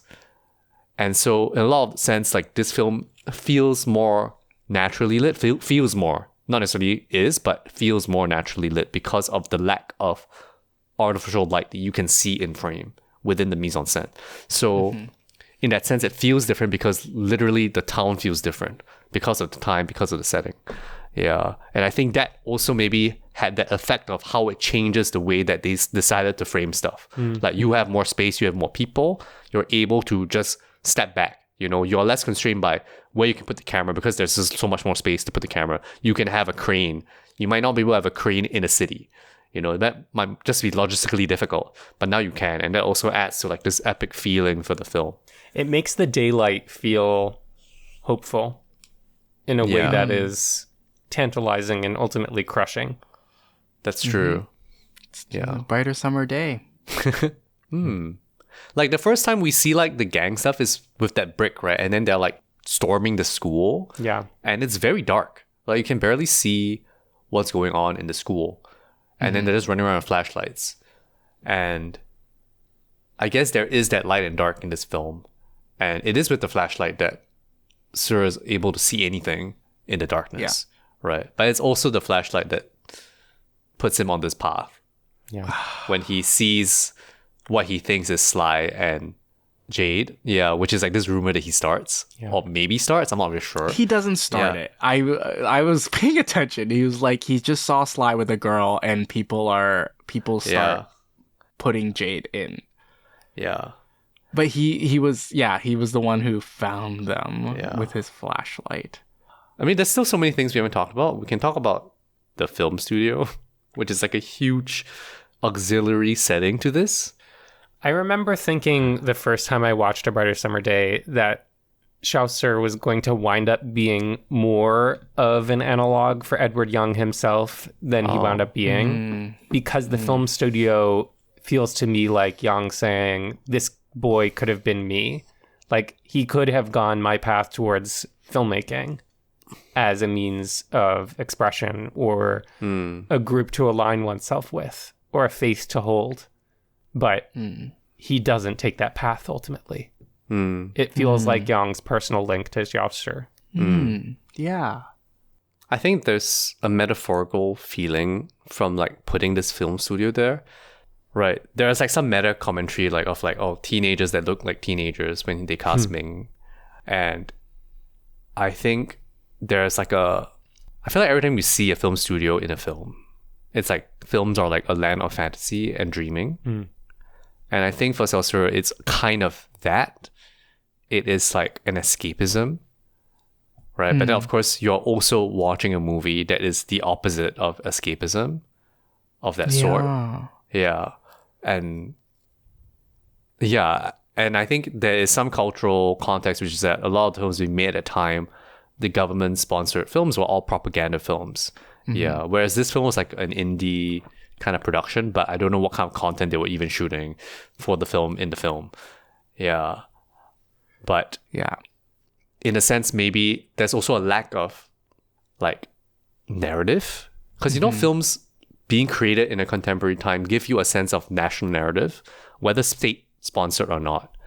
But when you lose the ability to tell your own stories, and you cede control of the national narrative to state sponsored agents, right? Especially with propaganda films. And then once again, it's like you can only choose to align to one kind of thing, and that one kind of thing is somebody's agenda, right? And then once again, it comes down to this inability to think for yourself. Yeah. So maybe there's that kind of like linkage here with what he's presenting. I don't know. Yeah. It's interesting because we've talked. Yeah, you talk about like this magic of the movies or like an escape from realism that is usually expressed when you have movie making expressed in a film. But I think in this film, I think Yang doesn't give that to you. Yeah, he Sir. doesn't. I think even when you see Sir and Cat and Airplane, or is it just Sir and Cat at the start? Yeah, it's just Sir and Cat. Yeah. Peeking down. Like, he's not even focused on the acting. What Cat and Sir are looking at is the actress changing out of her gown and like voyeurism, like looking at that. And I think to Sir himself, he doesn't see the cinema or the film set as an escape or a place of joy or anything. Like, I think he views it as a way to maybe... It's also that thing with Ming, right? That he is responsible for like bringing her there and giving her this opportunity. But I think he himself doesn't find any value in this movie set at all. It's another space of potential control or play for him. Exactly. And also he looks down on it because he ultimately says to the director, you can't even tell the difference between what's real and what's fake. What's real and what's fake. How can you make a movie? But don't you think that like scenes where like they're hanging out in those rafters feel like they're escaping the reality of this gang tribes that they are drawn to? Like, it's not necessarily that the movies themselves are an escape. I'm not trying to say that. I'm saying that literally the location the location of the film studio is like in difference from the norm, right? Because as a loner, that he is escaping literally to this place, and this place just happens to be a film studio. Because a film studio can literally be anything, so it can literally be anything but here. You know? Yeah, but of course this is a much more metaphorical reading of this. But I do think that this film presents opportunities for that kind of reading. Yeah. Yeah. I agree. The way that Yang sets up the thematics and the way that he sets up the motifs. Like, I think there is that sense that makes sense, you know, so that you can do this kind of novelistic kind of reading and symbolism, that kind of thing. Yeah, I think there's definitely room for that there. But I think but also the setting of a studio allows for Yang to create some incredible scenes. Like, I think one of my favorite scenes happens after, correct me if I'm wrong, but I think Ming and her mom, it's the night after Ming and her mom get kicked out or get cussed out by her family, and it cuts immediately into the next day and immediately into that screen test where you're right. the director is asking her to portray emotions, but all you're thinking about is what she's experiencing with her mom previously. Or maybe it's the hospital. Maybe her mom had to go to the hospital for asthma. I'm not sure exactly what scene it was prior to that, but something happened with her mom and she's crying on this screen test, and the director off screen is saying something about, oh, can you tell me more about this emotion? This emotion feels so real. This is incredible. Like, why are you feeling this way? How are you feeling? And it's a medium shot of Ming, which we don't get a lot of medium shots in this film. And it's with her in a white shirt in front of a painted, colorful background. And I think that is one of the most striking moments of the film, and you really like feel for her in that moment, even though she is like feeling so down. It's so beautiful, and also she is so lost and helpless, and this is a true moment where she could connect with Sir, and she looks up to the rafters, and you cut back to that same setup that we always use to look up into the rafters, and Sir is not there. Yep. It's just breaks my heart. That scene breaks my heart. You know, that's interesting that it's the same POV that we've had to look up at the rafters all along. Like, it's always been Ming's POV. Not literally, but implied. Yeah. Guys, we're nearly 2 hours in. We haven't even talked about Cat. I love Cat. Adorable. I mean, he does have a dream. He has an escapism dream, right? Which feels so in contrast with everything else, right? He's just like, I want to be a singer. Which is an interesting element of, like, I don't know, like, it's a kind of light in the darkness on its own. Because Kat is the guy that everybody likes. Yeah. You know? Yeah. Like, he's friends with everybody. He's, like, in between the gangs. He's not in either gang, but he, like, wants to be friends with everybody. But he just wants to, like, be a singer. Like, it's his only goal. And he's trying to do it within this insane place. Yeah. I love when Sly is harassing Xiao in the ice cream parlor. Yes. And there's the group of young men surrounding Sly and Xiao, and off on the right side of the frame, Kat keeps on coming in to try to intervene, and one of the tall guys just shoves him out of frame again and again and again. Multiple times. Yeah. Poor Kat. So he's so small. He's this so little small. boy. And he, like, sticks his fist up in Tiger's face later and is like, just watch your step. And he's, like, pointing way up. Okay, you guys say that these two boys, Sir and Kat, don't join either gang. Kat does. But I think Kat's in Little Park. Yeah, Is it? they are both very much aligned with Little Park boys. Yeah. Yeah. Which is Honey's gang, right? Yeah, Yes, which is Honey's gang, not the offshoot 217. that Sly.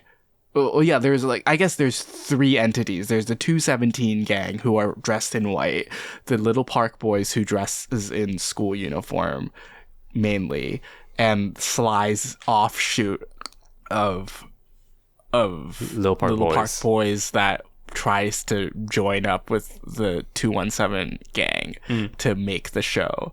But I would say that Xiao Si, even though he doesn't explicitly say I'm with the Little Park Boys, he lives in Little Park, he hangs out with them, he like follows Honey, he is like, I think he is a Little Park boy. Like, where in this is he like oh, maybe I'll join the other gang?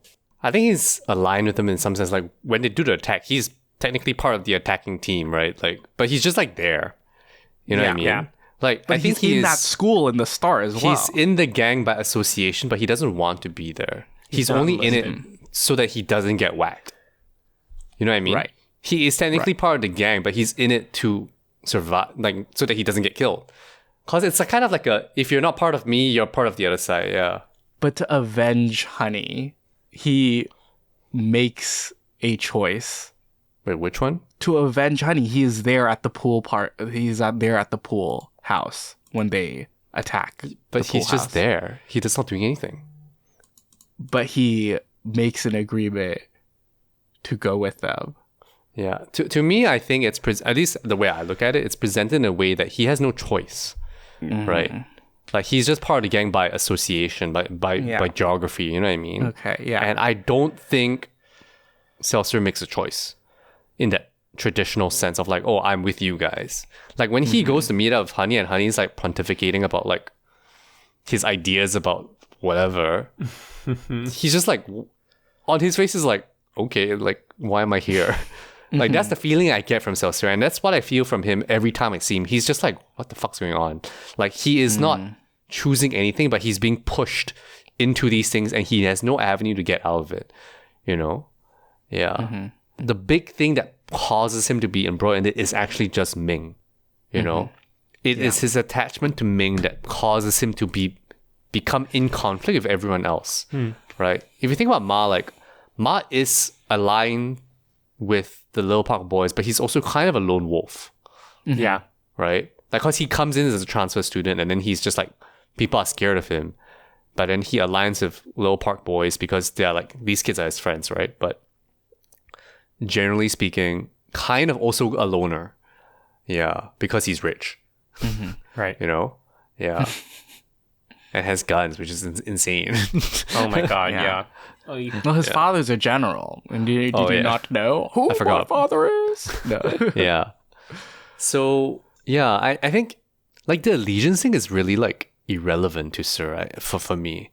And but I think it just is this creation of confusion. Like, I think the gang violence is very clear, but then how Sir fits in it is very, like he's just being bumped around like bumper cars. You know what I mean? He's just, like, being pushed around. Yeah, he doesn't have any agency within that group. Yeah. Same as he doesn't have any agency within his family, at school, in his relationships. Are there any other moments that you guys would like to bring up in this film? I have a few. I think I have one that I could bring up that... Go ahead. Sticking with you. You kick it off, Wilson. Okay, I really love how Yang stages a lot of the scenes with Sir and Ming. I'm thinking about the scene right where they see each other after Honey dies, and he's walking with her through the school, and they come into a room where a band is playing, and he's like, I'll be your friend forever, and he says this term in Mandarin called 一辈子, which is like for the rest of my life I will, like, it's like an incredible, like, big statement to make, that like I give my life to you, basically. And that when he says that line, the trumpet stops. Like, the big, like, band practicing stops, and he shouts it out to her, and I think that's such a great scene. I love that scene. Okay, any thoughts on that scene? No thoughts. I can move on to the next scene. Yeah. Okay. I don't have thoughts. I also really love the scene where they're talking after going to the doctor's office, and they move away from the camera, and instead of the camera panning with them to show it, that's it my pans moment. to a reflection of them on a door. On the plaster on the wall. Insane. Like that's like, I think that is the EE heart beating at the mom's heart, Elaine Jin's heart, like level of shot there in this film. It's like an impressionist painting. What is the function of that, do you think? Well, it's at a moment when when Ming is asking, why didn't you come to the audition? Why haven't I seen you? And Xiao Shi says, basically, I was scared of getting in trouble with the gang members. And then it returns to, as they walk back in the other direction, the camera pans back left and they re-enter the frame themselves, not their reflection. Yeah. And that maybe feels like a hint of what bothers Ming, that there's this danger that Xiao Shi has fled from in the face of their supposed friendship. It's holding us away from her emotional reaction to that. And right afterwards, she swallows her emotional reaction and continues being chummy with him. Yeah. He doesn't do that again, I think, in that way. Like something where so. he points essentially the camera at something else while the main action is elsewhere. Yeah. So I think that's the only moment in this film where this happens. I remember that really taking me out. I was like, what is happening? And why are you doing this? Yeah. And wondering what is the function of that. So I think it's kind of interesting to think about, right? Because that is a very bold choice to do. Yeah. And that must be some kind of reason, because that really highlights that scene. I don't remember the content of that scene being that critical, but I don't remember. Yeah. Okay. I always get scared when they do the play date at Ma's house, because I know she'll fire the gun and she'll nearly kill him. Oh yeah, that's insane. Yeah. No, apparently in the first, there's a scene where she pretends to fire a gun at him again another time, like a finger gun or something, and then he fires the finger gun at her. He fires a finger gun because he has the doctor's hat on. Yeah. Oh, that fucking doctor as well. I think Fuck the doctor. I think what's interesting thinking about the film and like this feeling I have, right? It's like, what about this film's not grabbing me? I think there's something about the film that feels almost too precise sometimes, you know, in a way that I wish it was messier. I think sometimes I think about the way that Ming is being thrown around the men and how the circumstances fit so perfectly that things fall onto Xiao Shi that I'm like, this feels a bit too cohesive almost. Like I wish it was even more senseless somehow. Yeah, and I can't really explain that. Yeah, like I think the gun scene almost is kind of like almost like too much foreshadowing to me anyway. You know, or like Ma also like being like suddenly slapping her. Ming is in Ma's house, and it's like, oh, this is also another thing. Sorry. Never mind. Yeah, and I'm like, oh, okay, this is another thing that's gonna push Xiao Shi towards that, rather than a more amorphous sense of society, because a lot of it is in the end related to Ming as well as to Xiao Shi, rather than maybe like being its own organic thing. Yeah, I keep writing this thing down, which is like can a film be too perfect? You know. And it's just like a thought. Like, I'm not really saying it's too perfect, like as a slight. I'm just saying, like, is that thing? You know what I mean? Like, what happens when a film is perfect? You know, like, what is a perfect film? Yeah. There's this interview that Chang Chen did, I think with Criterion, video interview, where he does talk about how precise Yang was, and that there was very, very, very little room for improvisation. So I think you can tell.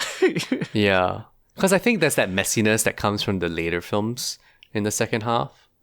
And I think EE counts as well. Like, there's something a bit loose about EE sometimes. You know, there are precise moments, but there's something a bit more laid back about the direction that maybe gives it a stronger sense of life. Because I think I come away from A Brighter Summer Day with less of like a feeling of like reality sometimes, you know? because it feels so staged. It feels like almost like a play, you know? Yeah, and I think it feels too much like a diorama. Like these shots are like so beautiful. Like that band shot that you're talking about is like, well, that's such a perfect thing, right? And I'm like, yeah, maybe there's that sense of like too perfect. Yeah. Where like it reminds you that these are constructed kind of like things. Yeah. But I get where you're coming at it from. yeah, but it's completely like a personal preference kind of thing. Yeah. Yeah. So how do you want to cap this? I think as a last beat on A Brighter Summer Day, we should touch on what we've not mentioned between Xiao Si and his father, which is that Chang Chen is the actual biological son of the actor who plays Xiao Si's father. Yeah. Wait, I didn't know that. You didn't know that? And you I know, didn't know that. the older brother is his actual older brother. Oh, really? So that I didn't know. this is three men in the same family Wow. that are playing father, older brother, and younger brother. It adds a dimension of kind of pain for me. Right. Interesting. I mean, reading the kind of interview that Tony Raines has, I think what is most remarkable about Brighter Summer Day is that it comes, like, you think about the scale of this project. Yeah. It's insane. Yeah. And this is essentially an independent film. Yeah. What are they saying? Over 100 speaking characters in this film? And like the scale of this, like the sets, the number of actors, and like this statistic that they have, which is like 60% of the crew have never worked on a film before. Whoa. Many were Right. young students. Yeah. So a lot of them were people that Young trained up to be part of like his set. Because this was in this era where he was kind of moving away from the other Taiwanese New Wave guys.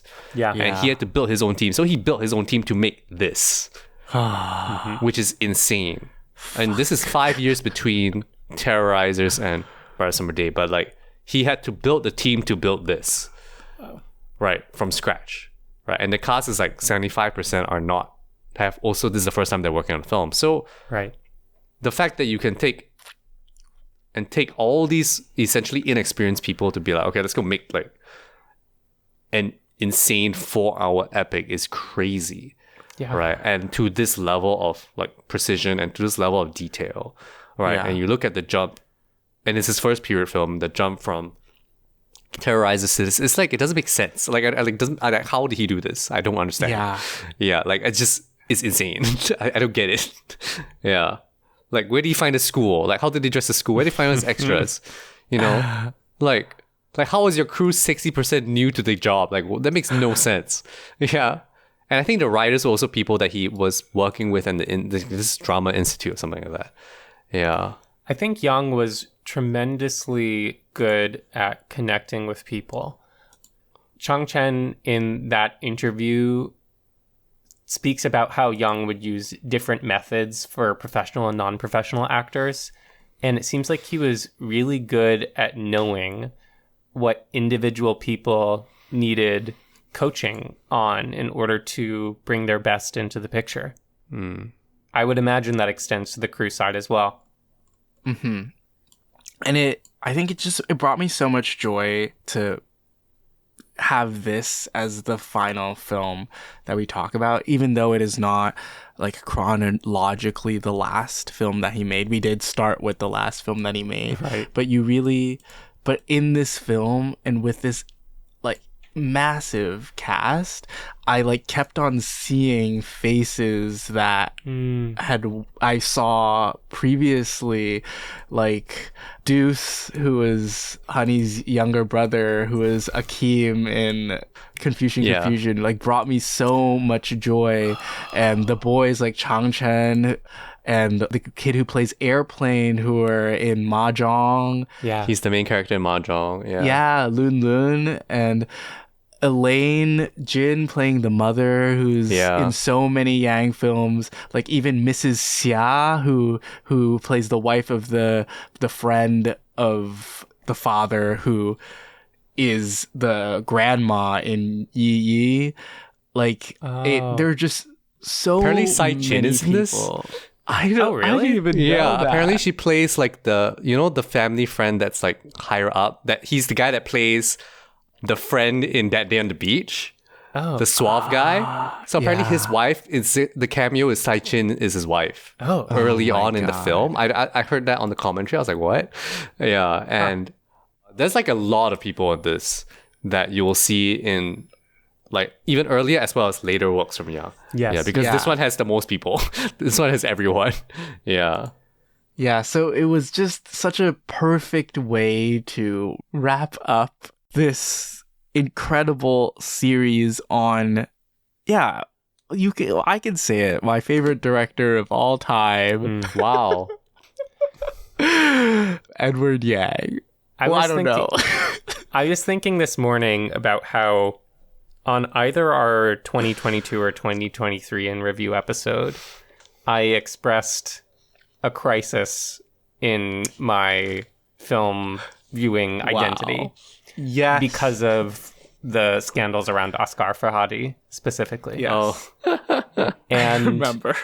there's this line from Unbalancing Acts by Richard Foreman, which feels like it hits on where I am right now and how Yang has helped me rethink my relationship to movies. He says, "Art should not be a substitute for real life. Love should be between people." It feels like a stretch to say I love a particular movie right now, but I think movies that help me think about love and why and how I love, which the movies of Edward Yang most certainly do, are becoming important to me and have been important to me and remain important to me.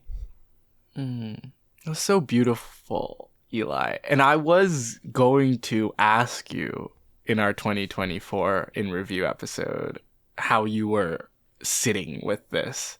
Oh. But I'm glad, like, it's nice to hear it before I even asked the question. I mean, really, it's been because of our show and our friendship, right? Like, that is largely the purpose with which I watch movies now. It's either to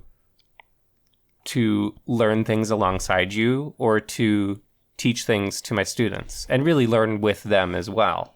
So there's a new purpose I feel in movie watching, and this has been a very formative year for our show, and we'll talk about that more on our year in review, which I guess this episode is coming out after that. In any case, I'm thinking a lot about what this year in movie watching has been to me and been to us as a trio, and it means a lot to me. Cool. Means a lot to us too, Eli. Cool. Love you, boys. Love you. Ben, is there anything that you want to say as we close out But this yeah, Edward Yang series? I mean, I was glad to, through the retrospective, finish up watching all the Yang.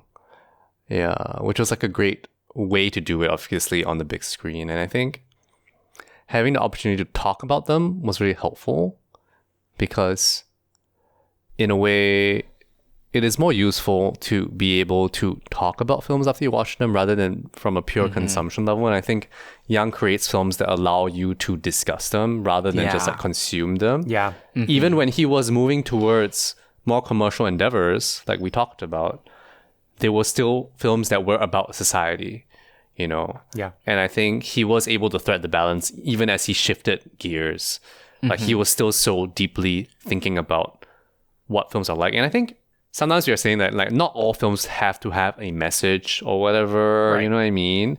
But it's kind of nice to have some perspective, you know? Yeah. It is kind of nice to have some sense of society and like have something to maybe not say exactly, but to at least something you want to point to, you know? To reflect. And I think he has an ability to do it in a way that is elegant and Yeah.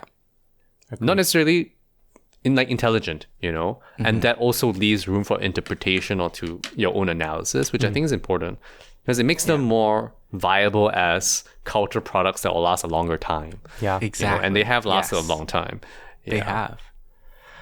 I keep on saying and thinking to myself, oh, what a loss. Like, what a loss it was that Edward Yang died. Yeah, like, don't say that. Early. But I think when revisiting these films, like for this series, and I had seen all of these films prior to us revisiting them, and finding these rewatches and discussions that we've had about these movies so fruitful and so meaningful to my understanding of Yang's films, but also just my understanding of my relation to other people and films in general and society, makes me realize that all of Yang's films are, to me, sort of the gift that will keep on giving. The more times that you come back to it, there will always be something that you can latch onto and find anew in Yang's cinema. So I am very grateful that you guys agreed to do all of them with me. Never again. No. Wiseman next. And I'm grateful to Edward Yang. Yeah. Just like, I think it's not a Yeah. pity that he died early. It's a privilege that he made these films. It really You know, is. like, honestly, like, I think that's how I think about it now. Yeah. This was his I'm life. gonna cry. The last word that I have is I'm gonna cry. It's okay to cry. Thank you for listening to this episode of Deep Cut. If you enjoyed this episode, please leave us a rating because that helps other people discover the show as well. A great way to support us is to leave a review for our show on Apple Podcasts or to comment on our episodes directly on Spotify. Be sure to subscribe to us wherever you listen to podcasts so you'll know when our next episode drops. You can keep up with Deep Cut on Instagram, Facebook, and Letterboxd at DeepCutPod, and on TikTok at DeepCutPod_film. You can also join us to talk about movies on our Discord server. We now have a Patreon. If you want to support us, we would deeply appreciate it. Any proceeds go directly into the functioning of our show, so click the link in our description or go to deepcutpod.com to find our Patreon, Discord, and all the other socials that we've mentioned here. Special thank you to our Deep Cut Pick level Patreon supporter, Leah Lai, the one and only. Deep Cut is hosted and produced by us, Wilson Lai, Benjamin Yap, and Eli Sands.